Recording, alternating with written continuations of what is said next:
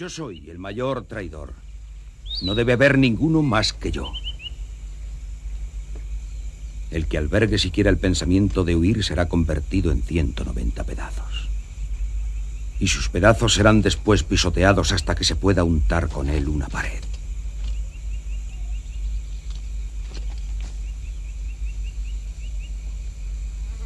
El que coma un grano más de maíz o beba una gota más de agua será encerrado en prisión durante 150 años.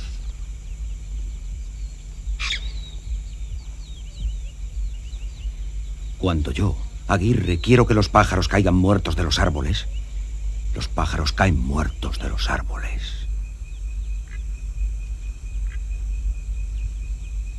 Yo soy la cólera de Dios. La tierra sobre la que camino me ve y tiembla.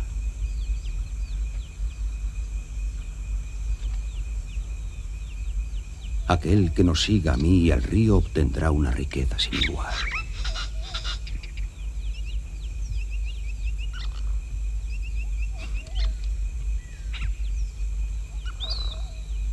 Pero aquel que deserte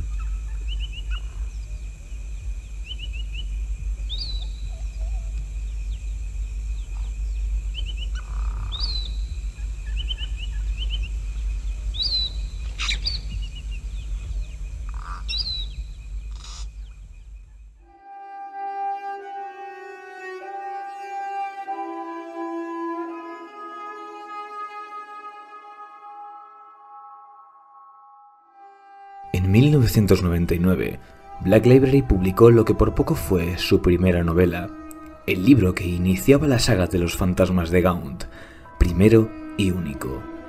Hasta entonces, la filial subsidiaria de Games Workshop se había dedicado esencialmente a publicar la revista Inferno y cómics mensuales en lo que fueron los primeros intentos de elevar la narrativa de sus franquicias a algo de mayor envergadura. La novela de Dan Abnett dio el pistoletazo de salida a la que aún a día de hoy se considera una de las sagas más prolíficas e importantes de todo lo que se ha escrito jamás de Warhammer 40.000. Sin embargo, la primera novela es una criatura completamente distinta a lo que vendría después. Nos recuerda mucho a Assassin's Creed. En su primera aparición en forma de novela, los fantasmas de Gaunt narraban una historia de intriga militar, en la que la trama giraba en torno a un complot que dejaba entrever que no todo en la Guardia Imperial era compañerismo y buen entendimiento. Más bien lo contrario, todo lo que transpiraba este libro era cinismo.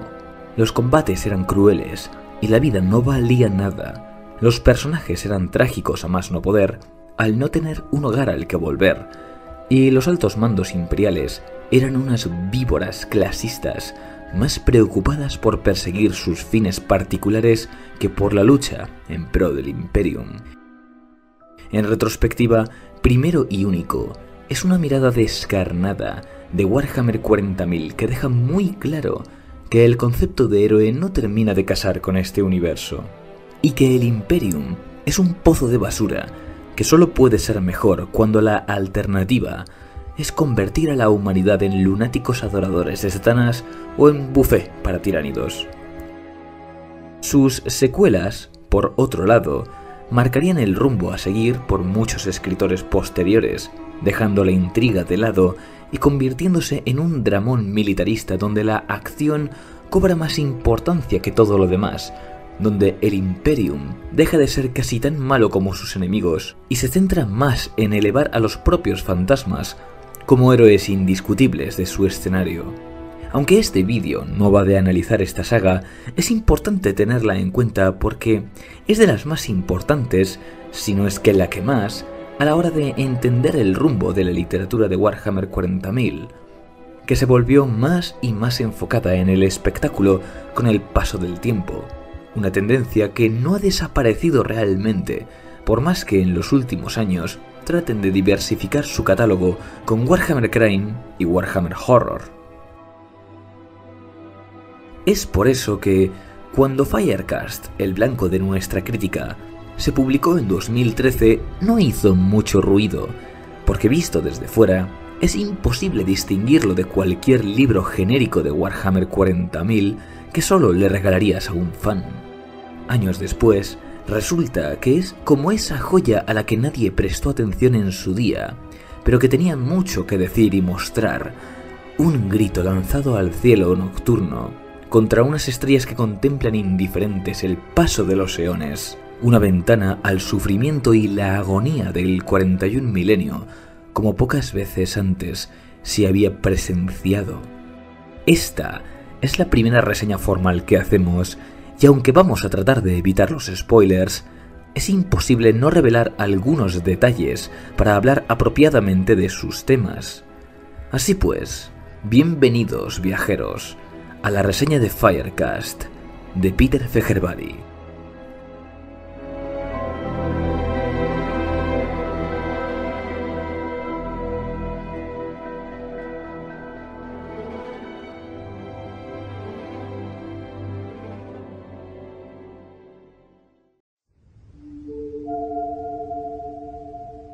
Esta novela empieza mostrando sus cartas de forma íntima.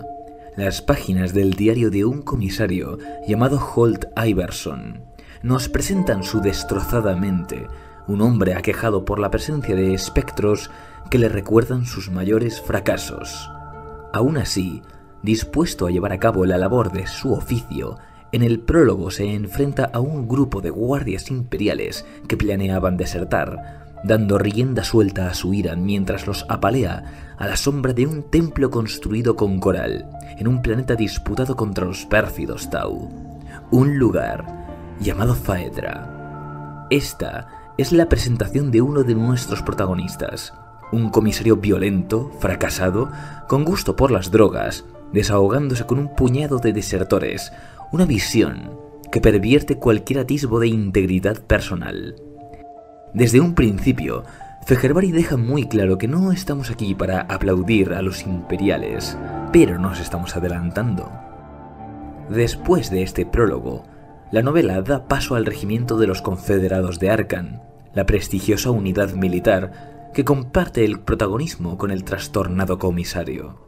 Si Iverson, a ojos vista, puede parecer una respuesta soez y airada a la figura idealista de Ibram Gaunt, los confederados son un reflejo oscuro de todos los regimientos de guardia imperial que han aparecido hasta ahora, encarnando las peores facetas de la vida militar: racismo, nepotismo y una historia de condena en lugar de una de gloria es lo que acompaña a este regimiento, que se dirige precisamente al mismo planeta donde hemos dejado al comisario, a Phaedra. Un lugar que merece estar entre los 10 peores planetas en los que ser destinados para combatir, por muchas razones.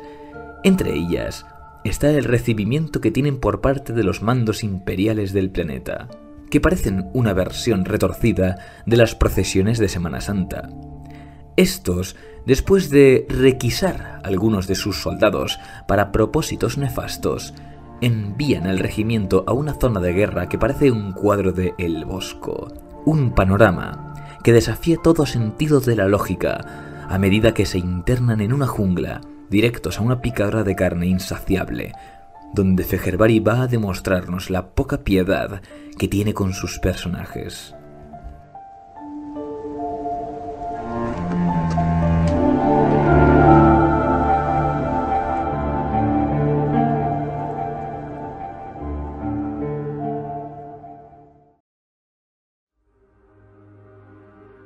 Todo lo que se nos presenta en el primer tercio del libro está trabajado para ser creativo a la vez que terrible. Los Confederados de Arkan son un regimiento de la Guardia Imperial de manual, que posee rasgos culturales que los hacen únicos, con su historia, sus costumbres y su forma de combatir. Tienen un aire muy de los Estados Unidos del siglo XIX, con algunos elementos extra, como un grupo de élite que lucha con servoarmaduras a vapor en plan Big Daddy y ponen música a todo trapo cuando entran a combatir.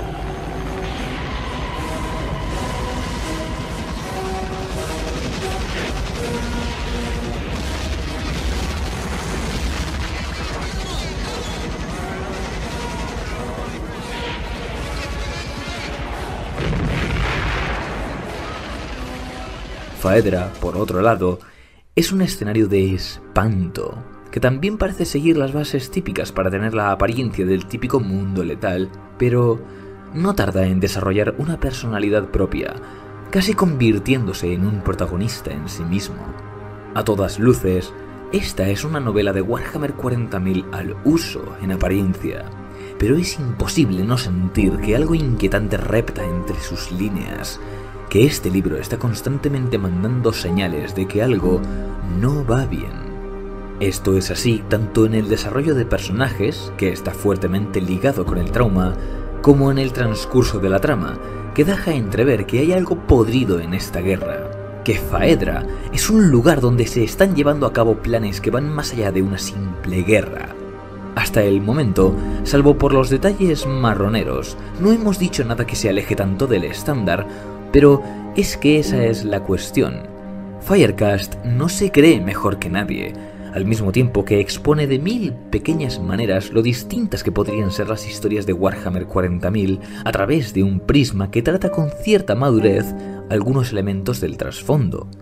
Es imposible no ver en Firecast lo mismo que nos encontramos al jugar a Spec Ops: The Line, una obra subversiva que expone los elementos más atroces del género de los shooters, revelando que las más de las veces, las guerras y conflictos que se libran en esos juegos se nos presentan de una manera que se suaviza para digerirlo y hacernos ver como héroes en una historia sangrienta. Firecast no es exactamente crítico con la literatura de Warhammer 40.000, aunque la forma que elige para retratar ciertos aspectos del trasfondo sí se sienten como una respuesta a la literatura de Black Library en general. En nuestro vídeo anterior hablamos de que los libros de Warhammer 40.000 son conformistas, lo cual en parte se refiere a que estos libros son esencialmente material para los fans. Están plagados de referencias que requieren que veas 15 vídeos de trasfondo de YouTube para entender su contexto, y si los pones frente a frente con otros autores de ciencia ficción, no aguantan ni un asalto. Pero el principal motivo por el que pensamos que son conformistas es lo repetitivos que son. Puedes darle los matices que quieras a un asedio en una ciudad colmena, pero una vez lees uno, puedes estar seguro de que los has leído todos. Aquí la diferencia más evidente está en el tono, seguida de que, a medida que avanza la historia, se van haciendo más evidentes sus temas subyacentes. Bueno, a ver, ya han habido libros que presentan la guerra en Warhammer 40.000 con un tono trágico y abominable, pero las más de las veces esto se traduce en volver a los personajes muy vulnerables e indefensos en un escenario que los supera. Es un rumbo que nos gusta, pero en Firecast lo más aborrecible de la guerra se ve en las consecuencias que tiene para las personas, no solamente en lo peligrosa que es. Dicho de otra manera, lo que cambia en Firecast no es que la violencia no esté presente, o que las escenas de acción se narren con un tono que se acerca más a mostrar la guerra como un infierno creado por las personas que como una oportunidad para el prestigio personal. Está en la exploración de dos elementos: las consecuencias personales para quienes viven la guerra en Warhammer 40.000 y los motivos que conducen a ella.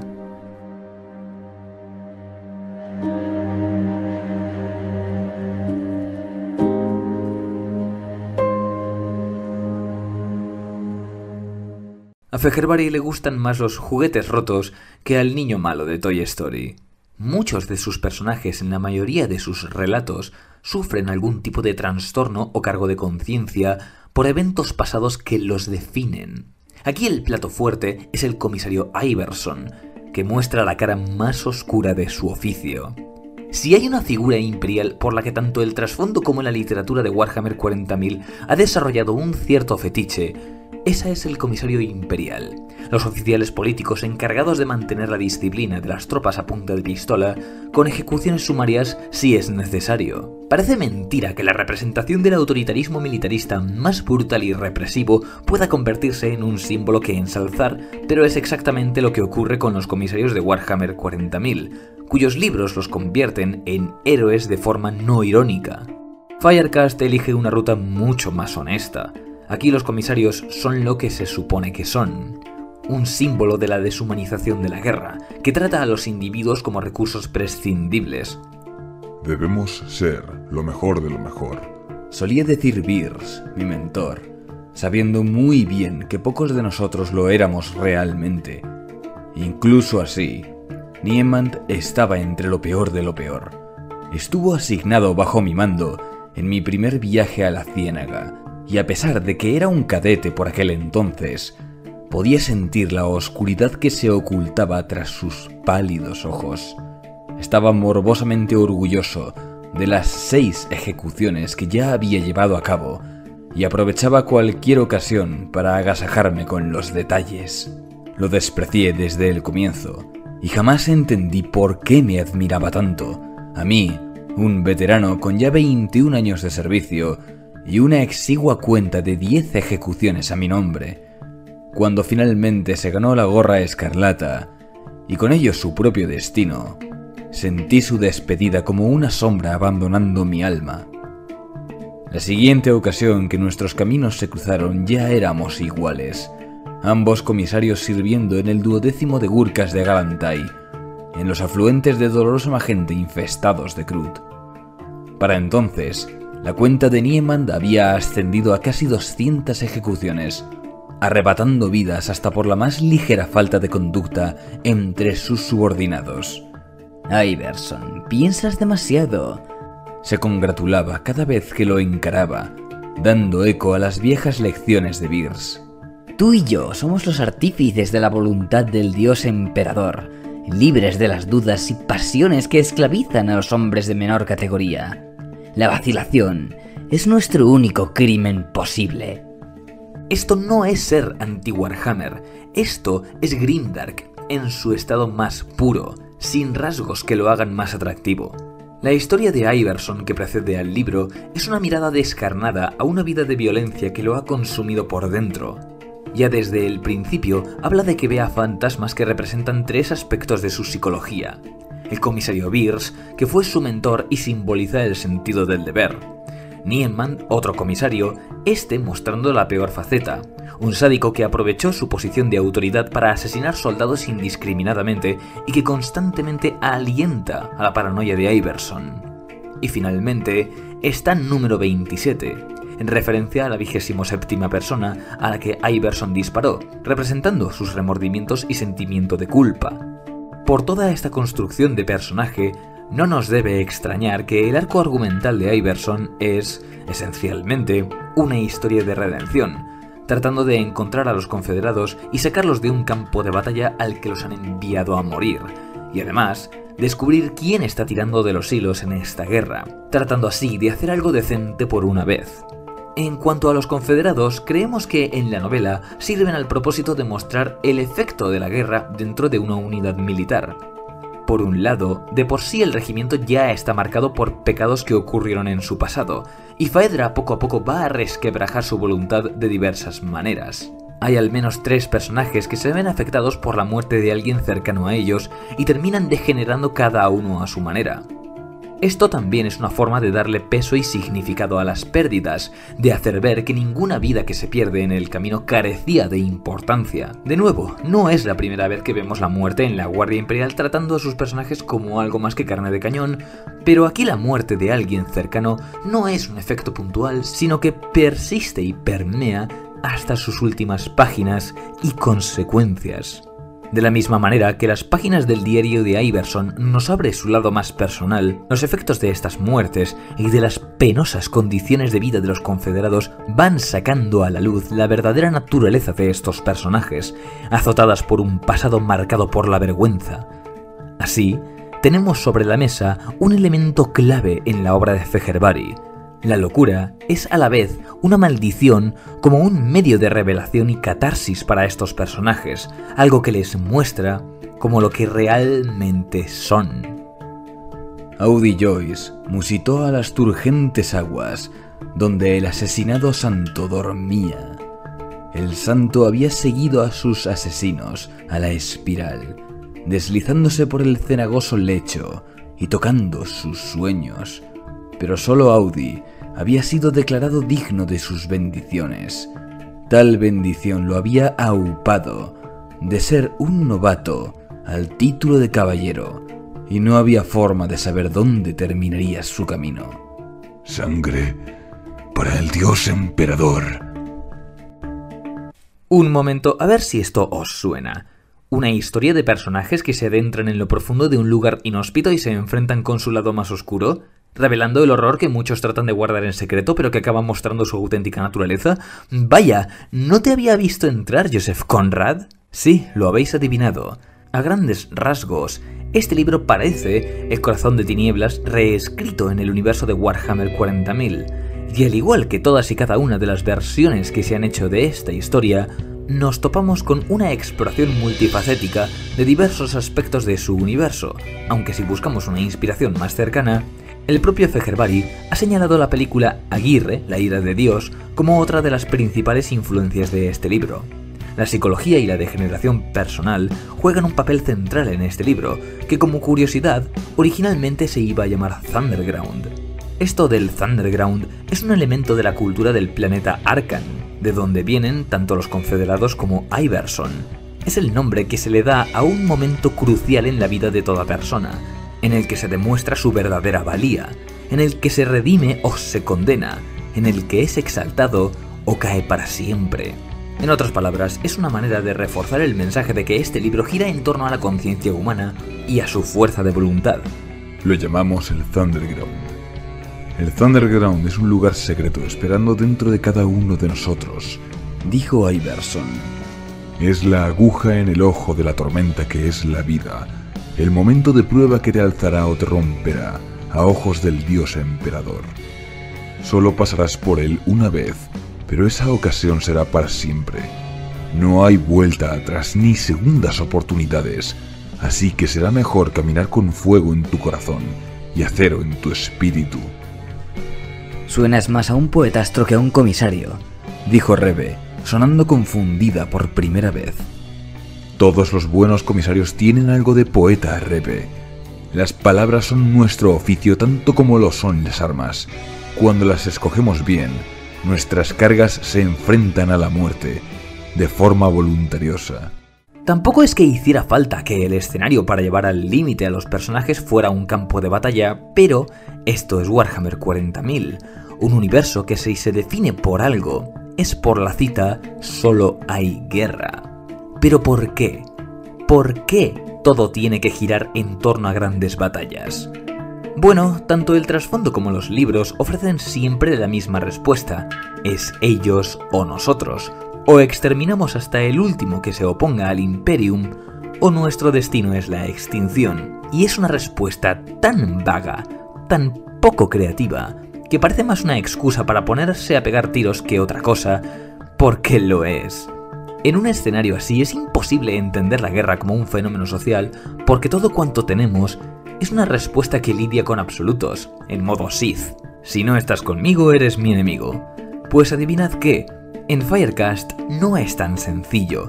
Otro de los temas que Fehervari quiere mostrar es cómo chocan las ideologías de dos imperios y cómo la arrogancia de estos los conduce invariablemente al conflicto. La guerra por Phaedra no se lleva a cabo contra cualquier enemigo, es contra los Tau, porque aparte del Imperium, son la única facción que muestra un modelo de sociedad alternativo al Imperium. Cosa que el autor aprovecha para reflejar ambos bandos y modos de vida, hasta el punto de que el motivo de la guerra gira en torno a esta dicotomía. Y si por un momento pensáis que los Tau salen bien parados en esta comparación, estáis muy equivocados. La humanidad no es la única que termina degenerándose en Phaedra. Los Tau reciben una mirada crítica por parte del autor en diálogos de personaje que discuten los pros y los contras de cada modelo de sociedad. No existe ningún Wintertide, corrigió Shaysin. Una figura mítica es infinitamente más versátil de lo que la realidad jamás podría serlo. Wintertide está en ninguna parte, así que el enemigo cree que está en todas partes. Wintertide no es nada, así que el enemigo cree que es todo a lo que ellos temen. Pero eres tú el que tira de los hilos. A consecuencia de la desgraciada muerte de nuestro reverenciado etéreo, Auno Hamam, el honor de la Suprema Administración ha sido mío, sí. Pensaba que la guerra era un asunto de la Casta del Fuego. Phaedra anunciará una nueva forma de hacer la guerra, que está más allá de las facultades de la Casta del Fuego. El verdadero arte de la guerra consiste en conquistar a tu oponente sin la necesidad de entrar en batalla con él. ¿Me estás diciendo que no apoyas la lucha? El Imperio Tau es poderoso, pero sus enemigos son legión. No podemos prosperar únicamente a través de la fuerza de las armas. Tal y como dije antes, esto no es más que un juego para ti. Quizá, concedió Shae-Sin. pero de ser así, es el más noble de los juegos. Así pues, la guerra aparece como algo más que un fenómeno que se debe a una invasión de alienígenas que quieren devorarnos. Es un producto de diferencias ideológicas supremacistas y que por lo tanto son irreconciliables. Lo que hace Faedra el lugar idóneo para que surja esta discusión es que se ha convertido en un escenario en el que varios agentes, por así llamarlos, están llevando a cabo experimentos de ingeniería social. Aquí, por desgracia, es donde empiezan los spoilers de verdad, así que si queréis saltároslos, id a esta parte del vídeo. ¿Todo bien? Ok. Para cuando llegas al primer tercio del libro, queda bastante claro que nada es lo que parece en Faedra. Por lo visto, los altos mandos imperiales han estado boicoteando su propio bando para evitar una victoria rápida en dicho planeta, e incluso han hecho algún tipo de trato con los Tau. Más adelante, descubrimos que un Tau de la casta del agua, un diplomático llamado Shae-Sin, está usando este planeta como laboratorio, alargando la guerra para estudiar el Imperium y convertir a cuantos humanos pueda en fieles al Imperio Tau. Tanto es así que desde hace décadas el Imperium no está combatiendo a los alienígenas como tal, sino a desertores humanos que usan armamento de segunda mano. Faedra carece de valor. Declaró Shae-Sin. Es una fosa séptica para una guerra que el Imperio Tau no tiene intención de ganar.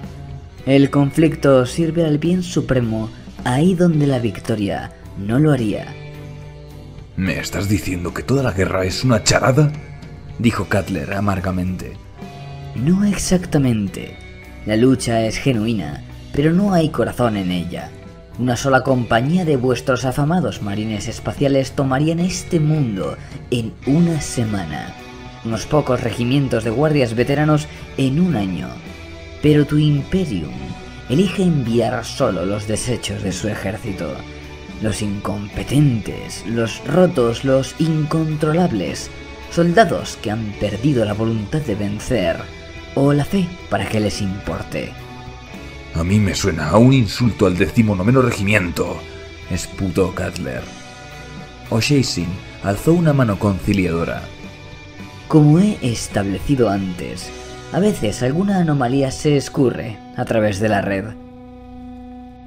¿Soldados de verdad, quieres decir? Dijo Cutler, agitando la cabeza. No me lo creo. ¿Por qué el Imperium jugaría a perder? No juega a perder.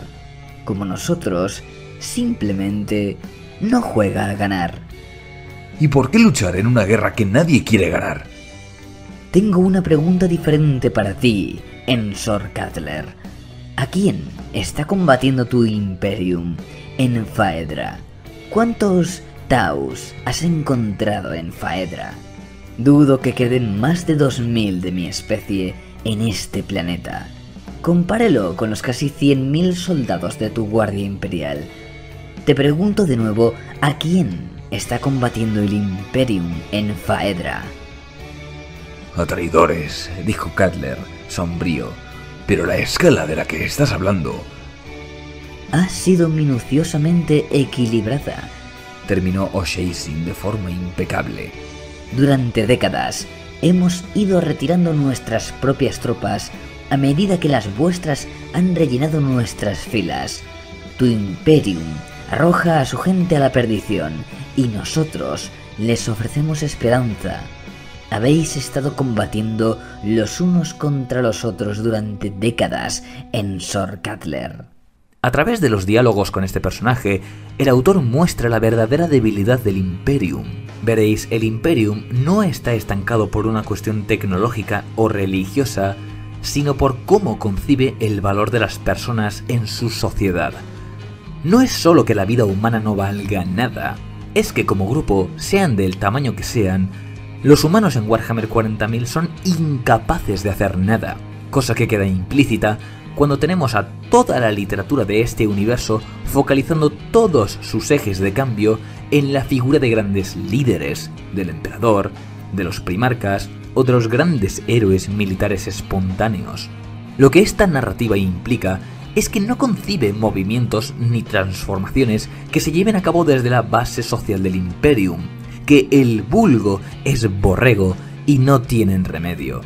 A pesar de que la envergadura de las guerras de Warhammer 40.000 es enorme, la narrativa de las novelas es fuertemente individualista. O'Shea rememoró las palabras del mariscal del firmamento. Olvida a los fanáticos que morirán antes de soñar con un nuevo pensamiento, o la frágil turba que seguirá a cualquiera que les prometa un cambio, para luego refugiarse en otra promesa, y luego otra, y luego otra, hasta que no les quede lugar al que ir. Tal gente es la escoria de la humanidad, y todo lo que construirás con ellos es un castillo de papel. Pero gánate el corazón y la mente de un hombre como Ensor Cutler, y tendrás a un verdadero héroe de tu lado. Y allá donde van hombres semejantes, otros les seguirán. Es por eso que tantas veces vemos que el valor de una única persona, siempre de un cargo elevado, es crucial para la supervivencia de todo un ejército, una flota, un mundo o toda una raza. Lo que O'Shea está remarcando aquí puede ser visto como un plan maníaco para hacer caer al Imperium a largo plazo, al mismo tiempo que un metacomentario acerca de la propia literatura warhammera, lo cual nos parece que es de locos.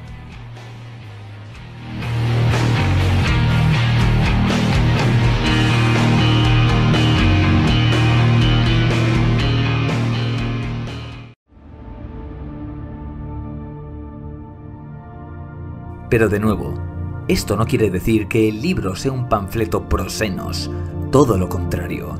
El propio experimento de O'Shea demuestra que el sistema de castas de los Cithau es un fracaso al tratar cada una de estas castas como un compartimento aislado, en el que los individuos no tienen la oportunidad de aprender disciplinas fuera de aquellas que les son asignadas al nacer. Están igual de estancados que el Imperium, solo que aún no lo saben. No, mi buen camarada Roach, aún no lo entiendes. El bien supremo no funciona así, insistió Álvarez. Es algo nuevo, tío. Algo mejor que las mentiras que los aristos y los páteres nos llevan contando desde hace una eternidad. Eso ya lo veo, pero peones como nosotros seguimos sin importar nada. Te ayudaron porque eres un buen soldado, eres útil para ellos, pero sigues siendo un engranaje de la máquina tal y como lo fuiste con el Imperium. No, mira, hablamos de una máquina totalmente diferente, ¿vale? Una clase totalmente distinta de máquina, camarada Roach, dijo Álvarez.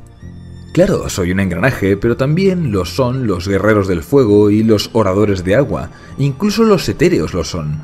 Estamos todos juntos en esto, haciendo nuestra pequeña parte por el bien supremo, y estamos en ello porque en ello creemos, no porque un loco con una capa de cuero negro sostenga un arma apuntando hacia nuestras cabezas, ¿no es así? Y además no juzgan a un hombre por su sangre, añadió Estrada. Los Tau recompensan a uno por lo que puede hacer, no por el lugar en el que nació. Pero eso no se aplica a ellos mismos, dijo Roach triunfante. Viendo sus rostros perplejos, presionó. Es decir, para ellos todo tiene que ver con el lugar en el que nacieron, ¿verdad? Un Tau nacido como guerrero no construirá nada y uno que nazca constructor no luchará, sin importar lo furioso que se ponga.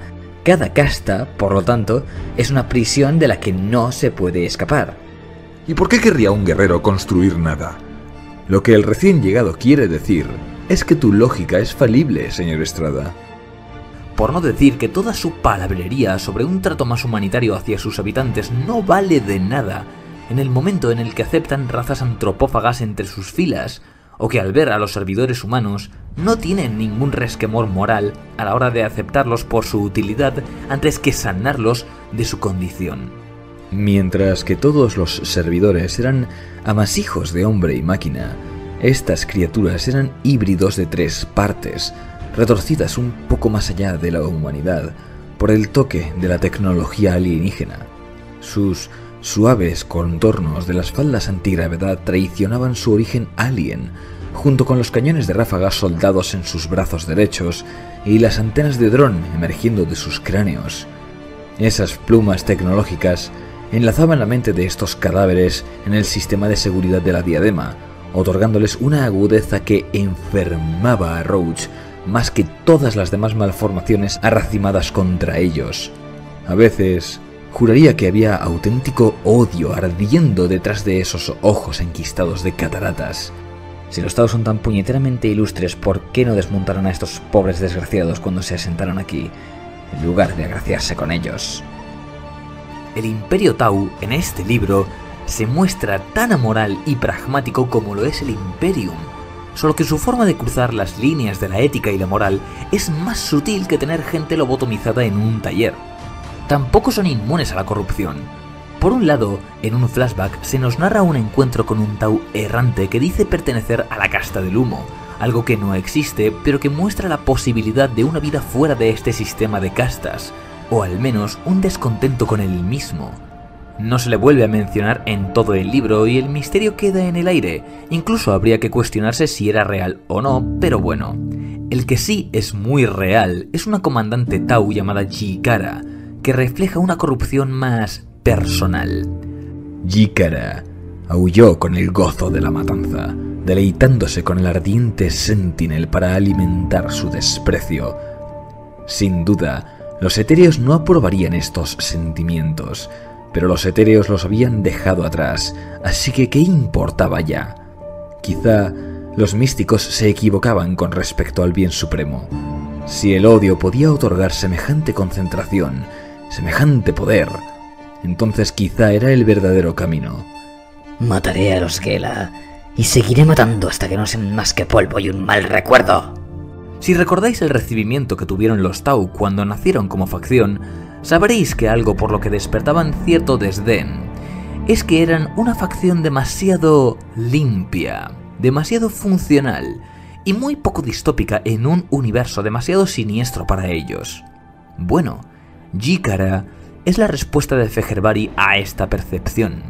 No sabemos a partir de qué momento los Tau fueron reescritos para ser más amargos, pero en este libro, de 2013, tenemos a un personaje Tau que tortura y mutila a humanos por puro placer, y que ha aprendido a odiarlos. Por desgracia, este personaje no recibe mucho desarrollo en esta novela, sino que tiene un relato propio en el que vemos por qué desarrolla la misma xenofobia que el Imperium, asimilando la intolerancia como la única manera de sobrevivir en una galaxia hostil.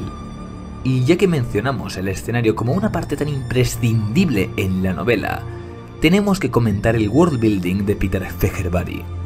Da auténtico miedo.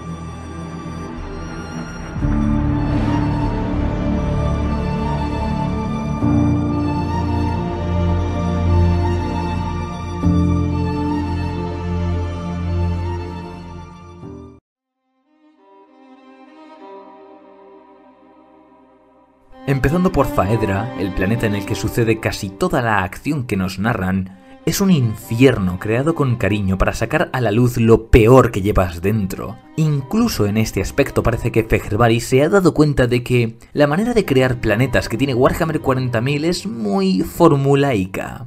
Aparte de seguir el esquema de Star Wars de presentar un solo bioma, casi todos los planetas peligrosos de este universo tienen volcanes, huracanes, terremotos, superdepredadores u otra manera natural de amenazar la vida humana.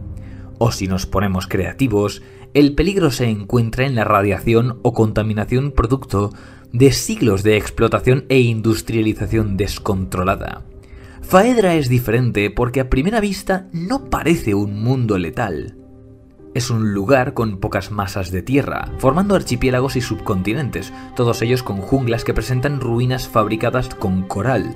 Tiene una fauna peligrosa como todos los planetas y alguna enfermedad propia, pero eso es algo habitual. Y sin embargo, es de los lugares más abominables que hemos leído nunca. La forma que el autor tiene de mostrar que algo anda mal con este lugar es muy insidiosa, a menudo expresada a través de la inquietud que sienten los propios personajes meramente viendo el planeta. Nunca queda claro qué es lo que hace que este planeta provoque náuseas. Como lectores, solo estamos ahí para ver la reacción de quienes llegan allí. Phaedra está afectada por la disformidad, cosa que hace que toda la fauna y flora esté contaminada de alguna manera, y que cuanto más tiempo pasa alguien en este lugar, más degenere. Sin embargo, su tratamiento también es sutil. No se trata de poner demonios saliendo de portales, ni de que hayan tentáculos y monumentos al caos saliendo del suelo. Como en todo, la forma que Fehervari concibe esto es a través de una visión propia. Si habéis visto la película Stalker de Adrien Tarkovsky, seguramente os resultará familiar, porque además es una de las principales influencias del autor. Вот еще эксперимент. Эксперименты, факты, истина в последней инстанции. Да фактов вообще не бывает, а уж здесь и подавно. Здесь все кем-то выдумано. Все это чья-то идиотская выдумка. Неужели вы не чувствуете? А вам, конечно, до зарезу нужно знать, чья. А почему? Что толку от ваших знаний? Чья совесть от них заболит? Моя? У меня нет совести. У меня есть только нервы. En este libro, la disformidad es una alteración del orden natural de la dimensión de la materia, una malformación que afecta tanto física como mental y espiritualmente. La muestra más evidente de ello son sus habitantes nativos, abhumanos con rasgos de pez que claramente son una referencia a la sombra sobre Innsmouth de Lovecraft, pero hay muchas más. Todo está pensado para ser un escenario alucinatorio. Sus meandros y cenagales impiden la orientación, y cualquiera que se adentre en la jungla termina dando vueltas. Hasta el tiempo parece plegarse y desdoblarse de una manera única para cada individuo. Las construcciones de coral parecen seguir algún tipo de patrón imposible de comprender, y de cuando en cuando sucede algo inexplicable. Personajes que desaparecen, visiones del pasado, voces que vienen de ninguna parte y el sempiterno desgaste mental que pervierte todo lo que toca. En las profundidades tierra adentro, el río se fragmentaba en una red de afluentes que podían conducir a un viajero a no hacer más que círculos eternamente. Llamaban a este laberinto la espiral dolorosa. Gurdjieff había entrado una vez en la espiral y había regresado, pero a menudo se preguntaba si realmente había escapado, fingiendo no ser más que un solitario peregrino en busca de la iluminación. Se había integrado entre una tribu de nómadas llamados los Nirjoda. Incluso para los estándares de Phaedra, estos eran particularmente degenerados, pero acabaron por abrazar sus mentiras y le permitieron unirse a sus viajes a través del río Calaquexi. Con el tiempo, su falsa historia se convirtió en una verdad perfecta, pues en lo profundo de la espiral, todos sus pensamientos de espionaje y guerra se disiparon como sueños desvanecientes, hasta que nada importó salvo su búsqueda de la verdad del dios emperador. El tiempo fluía de forma extraña en aquel limbo verde y gris. Recordó años de desesperación agotadora, interrumpidos por momentos de éxtasis. Había explorado valles perdidos, atormentados por colosales bestias primigenias, y vagabundeado por las anegadas ruinas de civilizaciones prehumanas que harían que la cáscara pareciera una metrópolis moderna en comparación. En lo profundo del corazón coralino del planeta, había debatido y se había batido en duelo con demonios, sin saber con certeza si eran reales o ilusiones, sin estar siquiera seguro de si existía una diferencia entre una cosa y la otra. Incluso la fe da un giro en este planeta, en el que un guardia imperial ha surgido como un profeta de lo que llama la revelación leceana, una visión apocalíptica del credo imperial que solo clama por la penitencia y el dolor como forma de acercamiento a la redención, en la que el emperador no es una figura protectora, sino condenatoria. ¿Hasta qué punto los sucesos de Faedra son cosa de la neurosis de guerra y dónde empieza a ser cosa de la disformidad? Es objeto de debate porque, como en todo, no queda claro. Ya dijimos que este autor es parco a la hora de dar respuestas y esta, la naturaleza ajena de Faedra, es la muestra más evidente de ello. Pero bueno, ya hemos hablado mucho sobre guerra y sobre Faedra y sobre sus personajes y el trauma y nos estaréis diciendo ahora, espera un momento, triunvirato, ¿no se suponía que esto era un libro de horror? Oh, lo es. Vaya si lo es.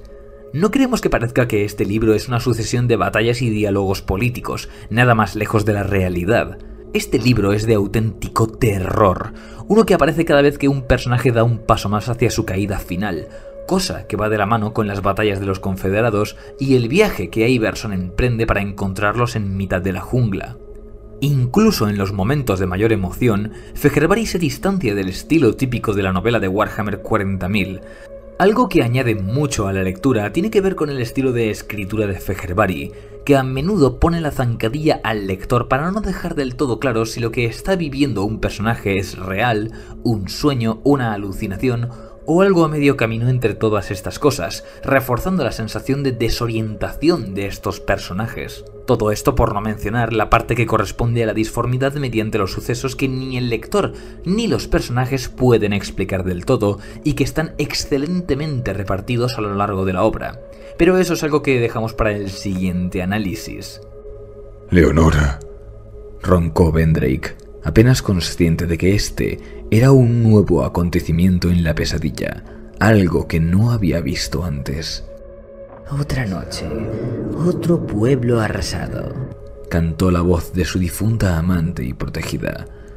Dime, ¿qué matanza se sintió mejor, Hardin? era necesario. Debía hacerse. Eso no es lo que te he preguntado, Hardin. No puedes estar aquí, Leonora. Te uniste a nosotros después de que acabara la guerra. Ni siquiera estuviste allí. Oh, pero tú lo estás. Eso es todo cuanto importa, mi querido Hardin. No lo entiendo, dijo Hardin Vendrake. No podía apartar la mirada de la monstruosidad que se apretaba contra el escudo balístico.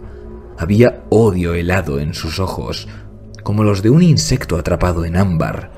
Era una cosa reptante, voraz, ansiosa por escapar para poder anidar en su cráneo. No lo entiendo, repitió en un susurro. Eso es porque te estás esforzando demasiado, Hardin, rió la voz muerta. Es como mirar al sol. Hazlo directamente y te quedarás ciego, pero míralo con el rabillo del ojo y verás la realidad de las cosas como realmente son. ¿Y cuál es? Que has estado ciego y siempre lo estarás. Su risa era como el rasgar de terciopelo podrido. El mundo está quebrado y no hay forma de arreglarlo. El puzzle no tiene sentido y el sinsentido es nuestra única esperanza. Tú no eres Leonora, luchó Vendrick por hilar sus pensamientos, aún más por formular palabras. Su mano se alargó hacia la pistola que reposaba en el salpicadero. No seas cruel, Hardin, pero no importa. Lo entenderás muy pronto cuando nos reunamos. ¡Mientes! Su mano se cerró sobre la pistola. Por supuesto que no, rió de nuevo. En cualquier caso, voy a tu encuentro. Quizá esto sea amor verdadero, después de todo. Hardin levantó la pistola y apuntó con ella entre los ojos enloquecidos, petrificados, dentro de su escudo balístico. Oh, tú no quieres hacer eso, exclamó ella. ¿Verdad que no, mi amor? Los momentos que más trastocan la realidad están repartidos para convertirse en una presencia constante, algo que no te abruma, pero que no dejas de ver por el rabillo del ojo. La atmósfera que Faedra consigue es embriagadora y aberrante a la vez, algo que te sumerge en el viaje y te hace suyo desde el principio. Como último punto a destacar, cabría mencionar el final, que es, sin ir más lejos, de los momentos más escalofriantes que hemos visto en general, no en la literatura de Warhammer 40.000, sino en la literatura de cualquier cosa.